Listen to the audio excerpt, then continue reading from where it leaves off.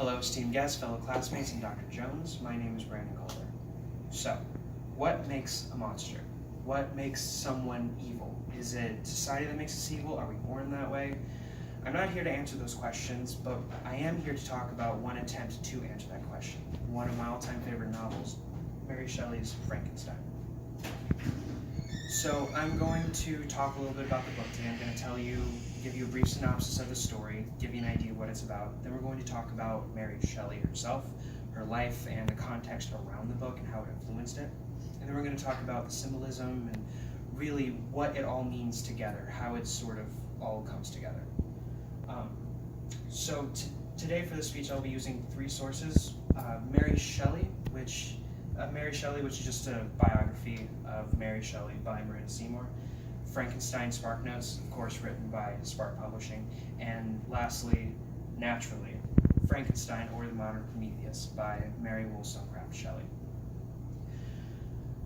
So, let's first talk about the story. This is a picture of the original cover on the first copy of Frankenstein. So Victor comes from a wealthy Genevan family living in Ingolstadt, and he later goes to live in Germany to study science. His whole family put a lot of emphasis on studying science and scholarly pursuits, and he in particular was very fascinated with what I would call arcane sciences. Of course, stuff of legend, stuff of myths, but kind of somewhat rooted in science anyway. As he goes to the university, he finds out that his mother passes away, which pushes him to a deep, dark depression. And during this period, he actually comes to a breakthrough through his obsession with his form of science. He is actually able to reanimate a corpse. In doing so, he gathers a bunch of body parts in a very grotesque and grisly manner, all very large, as explained in the book, because all the intricate parts were too small on smaller limbs to try and connect them. He needed a giant subject. However, this is where things take a turn for the worst. After building the creature and bringing life to it, he sees him on the bed with what's described as milky eyes and translucent yellowed skin, and he reacts in complete disgust and runs from the room, leaving the monster to his own devices. This is where things get even worse, but it's also why I love this book so much, because this is where we actually hear the monster side of the story. After he sees his quote-unquote father react to him in such a disgusted way, the monster's not sure what to do, so he tries to go to the city to try and find some help. He doesn't know who he is, where he is. He's kind of described as being someone like a giant infant child, new to the world, very happy to see it, but confused by what's going on. And in the pursuit of trying to find help, all he finds is people that are terrified and disgusted.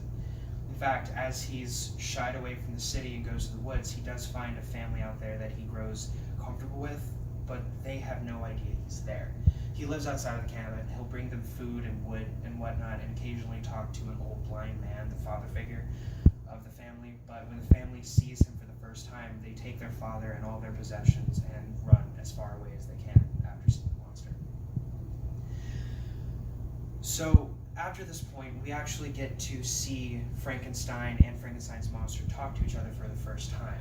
The monster threatens Frankenstein by destroying his life unless Frankenstein builds him a bride, essentially asking for the same thing we all want out of life: love and understanding.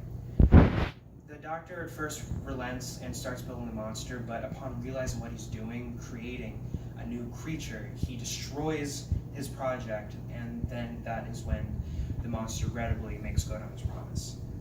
At this point, Frankenstein is now chasing the monster far and wide, taking them eventually into the Arctic Circle, where this is the point where he actually falls ill, and the monster catches up with him at this point. Seeing him ill there, he realizes that he made a big mistake in focusing his entire life on revenge and retribution. And to make things right, he does the only thing he knows how to do, which is disappear into the nothingness so nobody has to see him ever again. So, on that sunny note, let's talk about the context of the story. So, Mary Shelley lived a charmed life, to say the least. She was born into a somewhat wealthy family. Her father at the time was a very well-known feminist, as was her mother. Unfortunately, her mother died in childbirth of an infection, which left her motherless.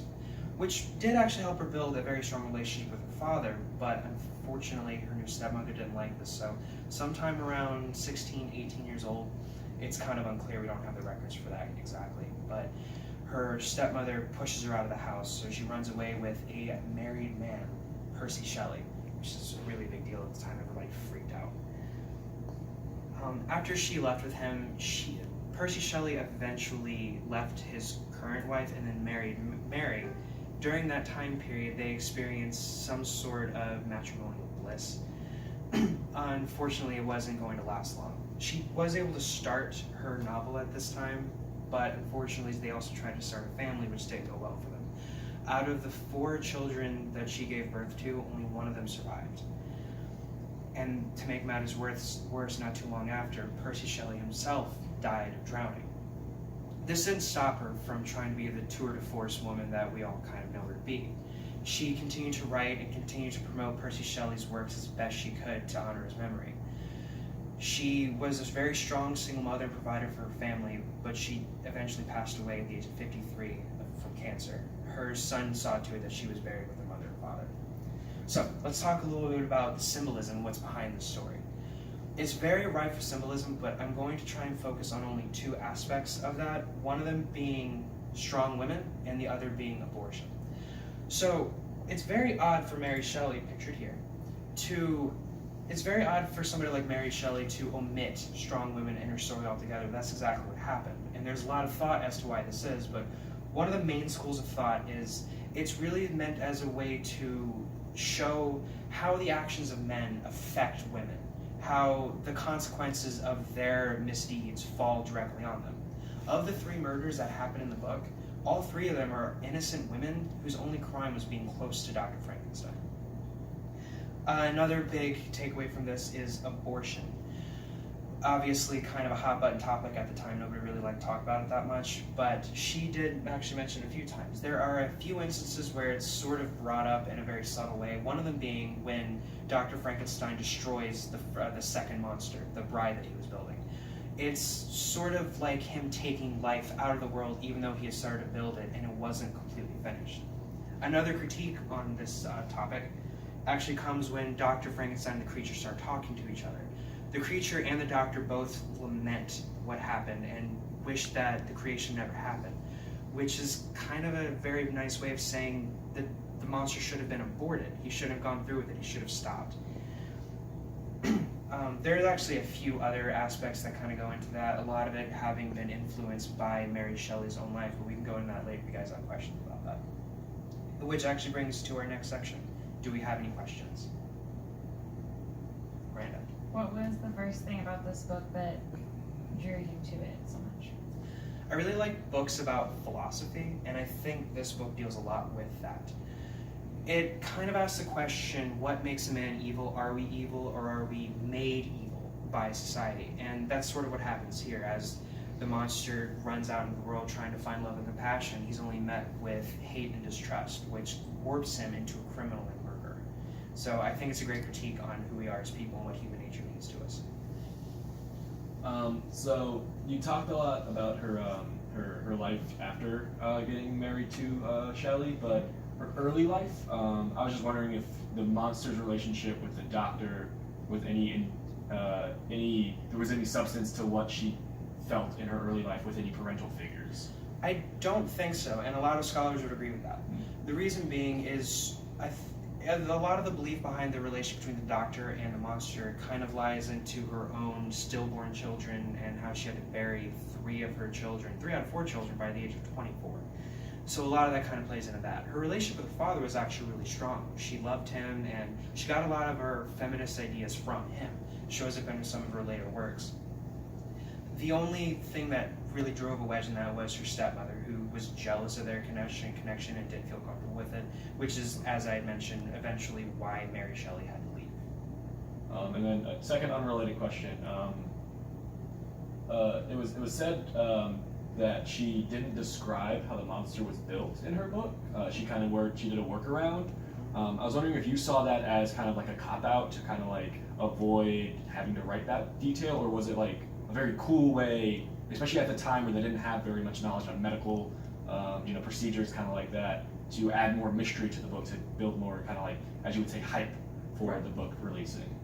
I would say both. I really would. I think it's very interesting the way she did it, because at the time they didn't really have the scientific know-how to explain away the fact that they brought a dead person built together in kind of a jigsaw fashion to life.